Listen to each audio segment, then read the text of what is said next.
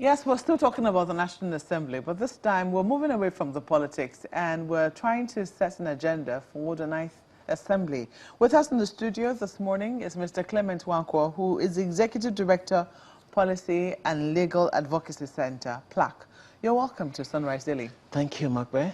Well, you have an in-depth knowledge of how the Nigerian National Assembly works. I mean, I know that you also do some research into how other assemblies work around the world, but you have years of experience with how the National Assembly works. And one of the things you did say the last time, because it's not the first time we're having this conversation, about the 8th Assembly, was that they did come with an agenda.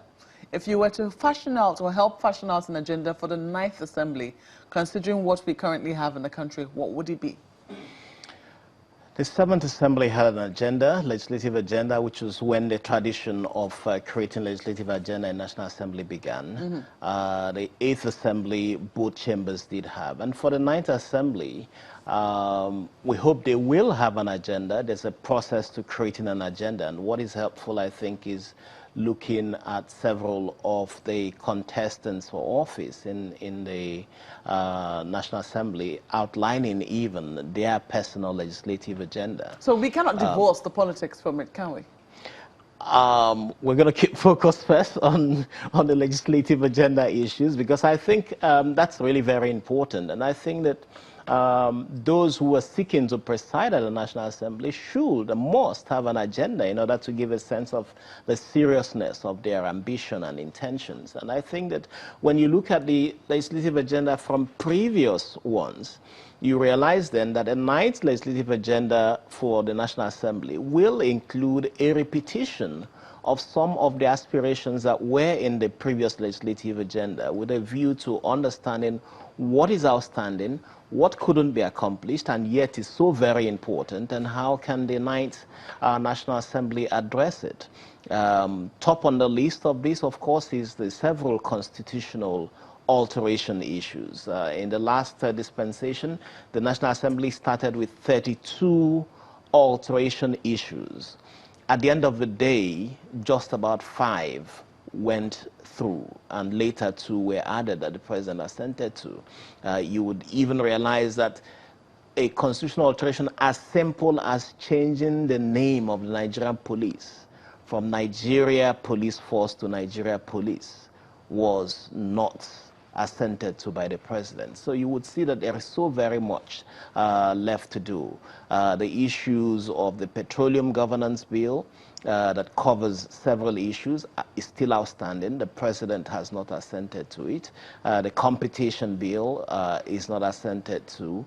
And several issues indeed that the National Assembly in the 9th session needs to come back to get the president to assent to it. But maybe more importantly, to reorganize the way of work. And I think, again, it goes back to the question, what is the seriousness that the National Assembly puts into passage of bills? What is the mechanism of ensuring that even if the Senate passes 300 bills and the House passes 1,000 bills, there is a mechanism of understanding what the right hand is doing and what the left hand is doing, and finding a way of consolidating this. And this is really a weakness with the legislative process. But beyond that as well, what kind of mechanism exists between the National Assembly and the executive?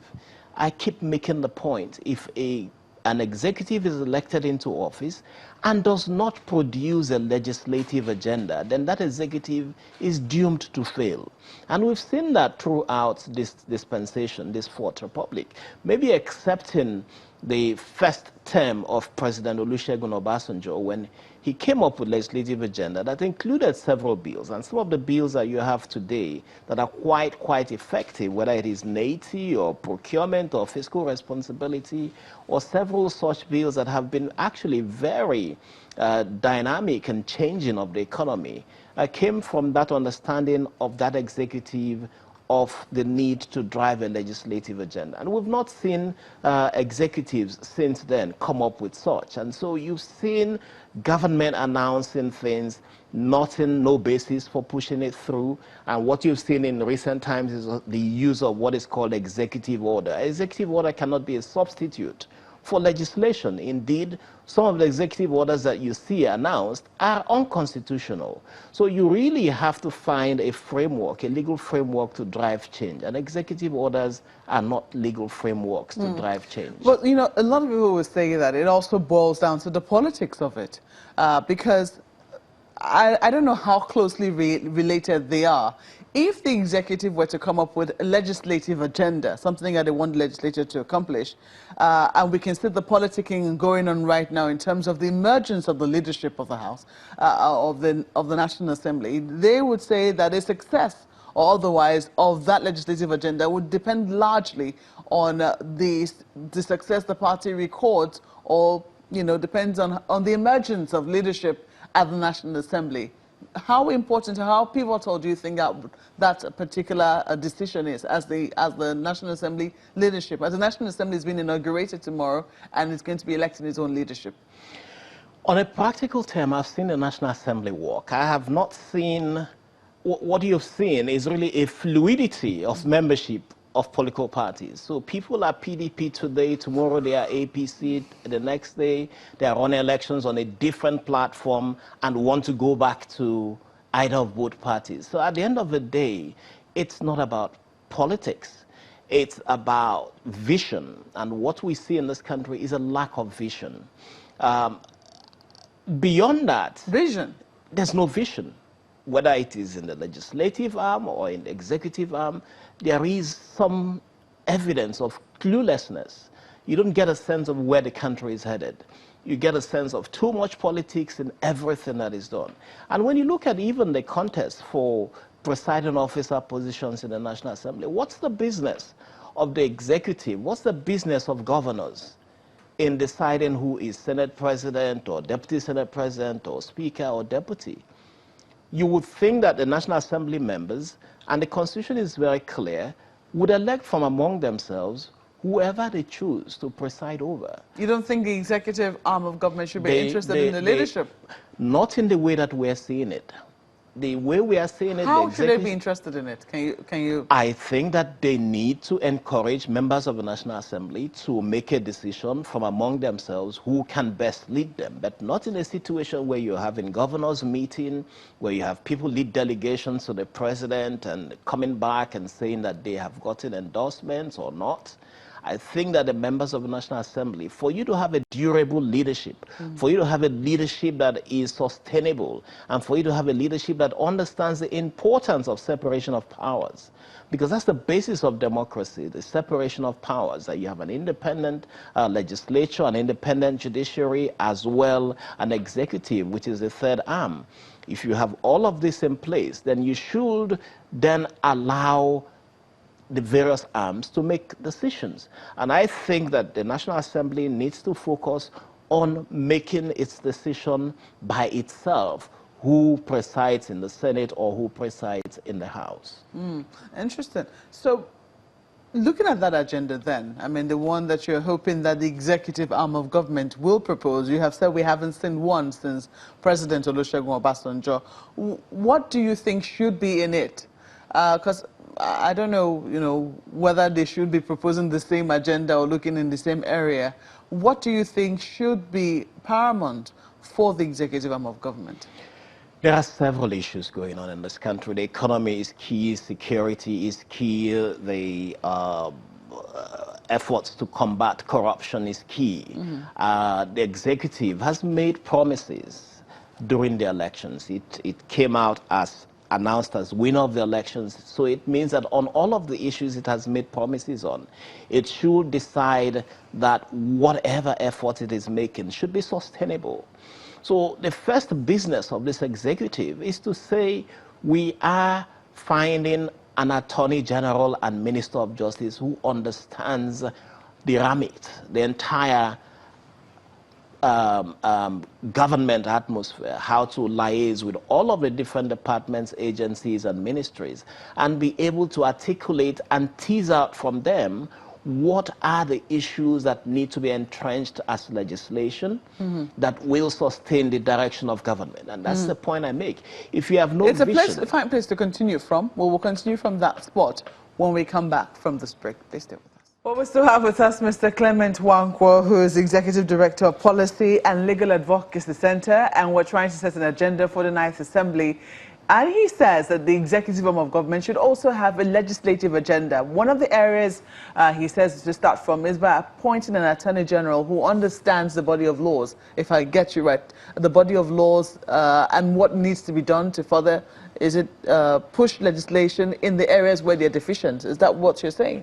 I think that you need to have an attorney general. He doesn't have to be the most brilliant lawyer in town. All he needs to have is their ability to understand what the government has promised during elections, what is needed from consultation with experts to drive the country forward. And that means that he is able to articulate all of this in a document, sets up a machinery of engagement with the legislature, which means an attorney general that has to be embedded in the National Assembly. So if there's anything going on in the National Assembly, and there are several member bills in the National Assembly, private member bills, the attorney general is able to liaise with the National Assembly on all of these issues. Now, this president created a reputation of refusing assent, vetoing several bills. The worst reputation in that regard by any president.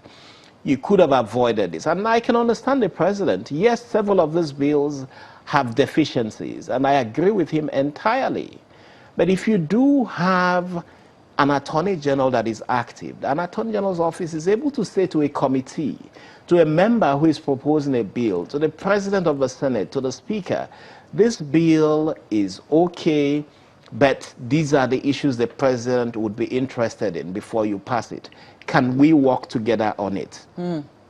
So once you have an attorney general doing that, then you would save the president the reputation of vetoing bills, which in the public mind suggests a president who does not want to see a progressive use of the laws. And it's an unearned reputation, because there are issues with the president saying bills are deficient. I agree with him, several of them are. But an attorney general that is working with the National Assembly is able to avoid that public impression by engaging with the National Assembly at all levels, at members level, at committee levels, and at the presiding officer level. And when you have a bill driven by the executive, it tends to go fast. Why, for instance, Electoral Amendment Bill, Electoral Act Amendment Bill, went through from 2015 until the last days of 2019, just before the elections, and the president vetoed it. 4 years wasted, resources wasted, and the bill was never passed, or the president vetoed it. But if the National Assembly felt strongly, they could have also passed it if, you know, if they came together. That's another dynamic. They can override the president's veto. They can override the president's veto, but again, that's where the National Assembly's independence comes into question. And that's why the point has been made about allowing the National Assembly to choose its leadership.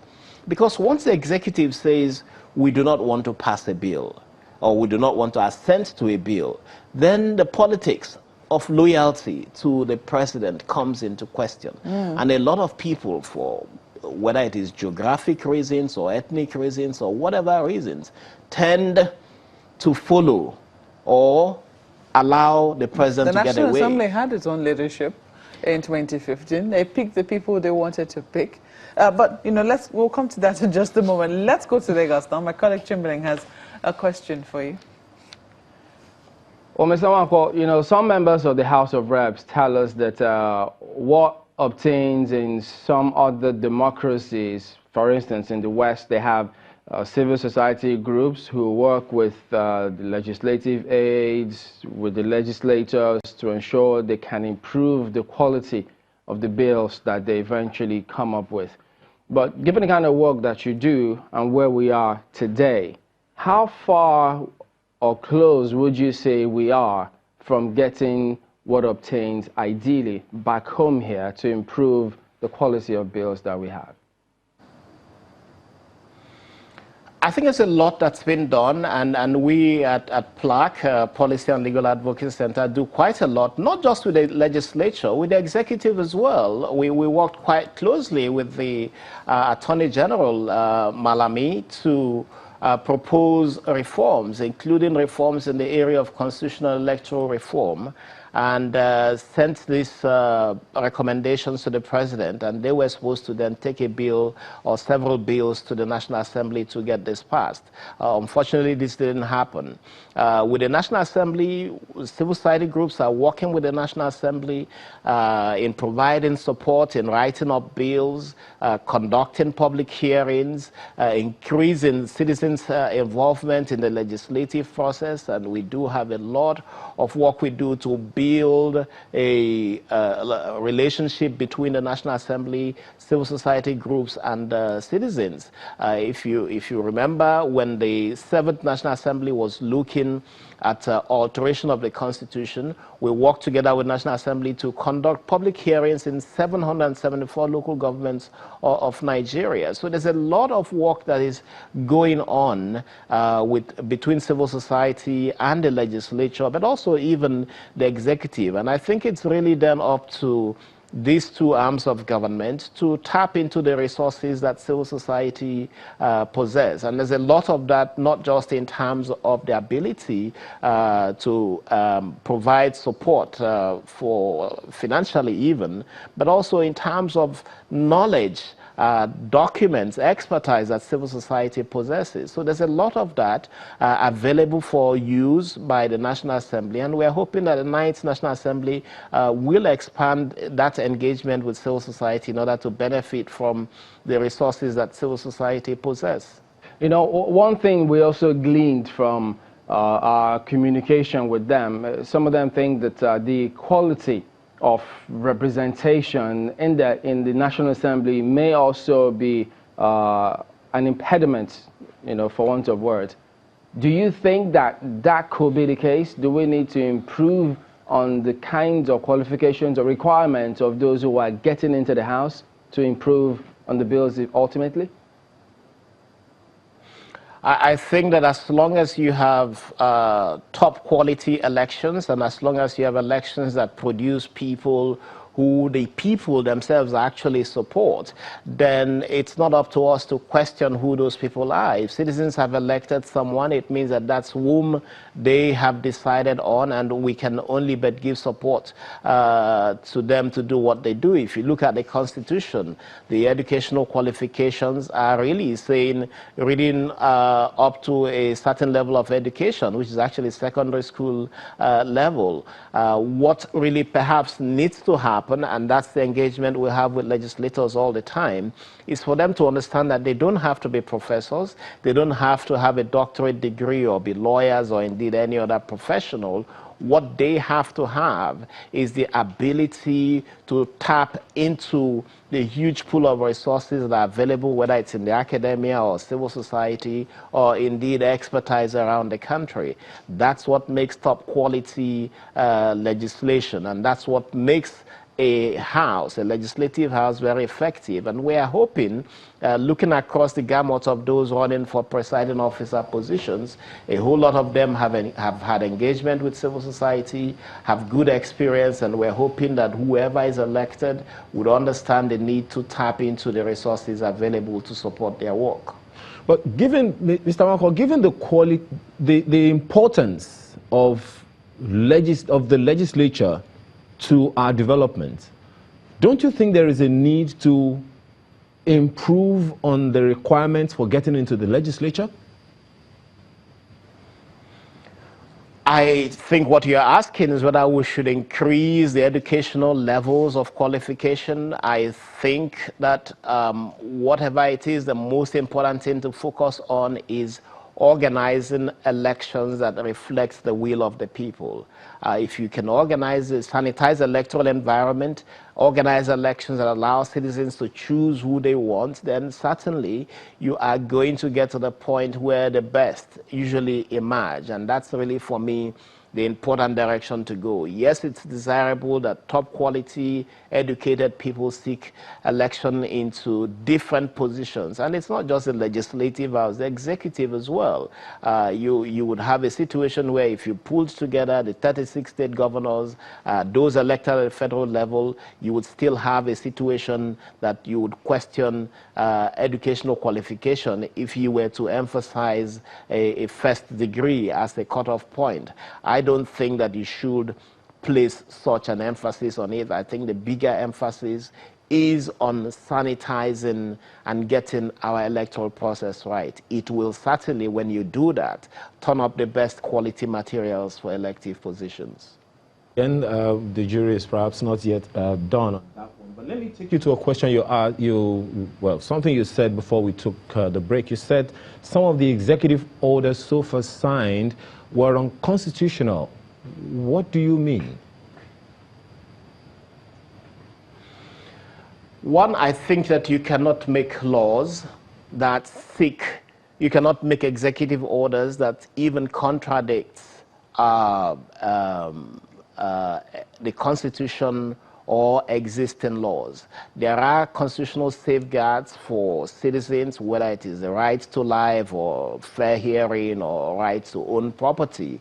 When you make executive orders that seek to question and appropriate citizens' properties without due legal process, then there is a challenge. And we can go back to a couple of these executive orders, whether it's Executive Order number 6, and look at the contents of that and see whether indeed it can stand the test of judicial challenge and respect for constitutional rights.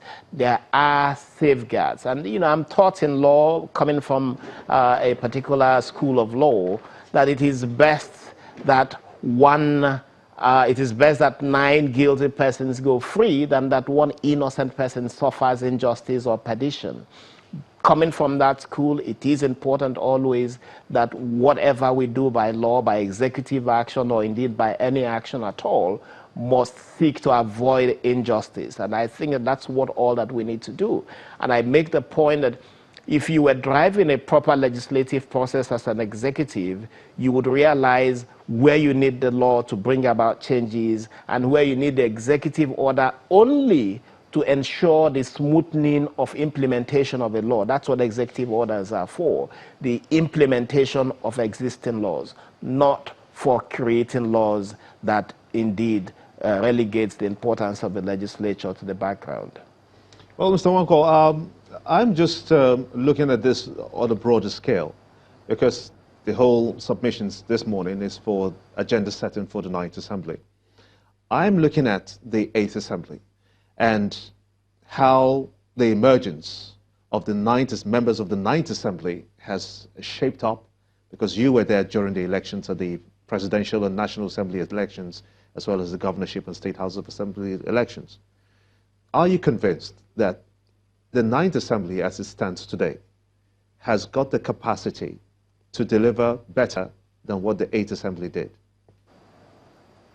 Of their presiding officers to ensure that you do encourage women involvement in that.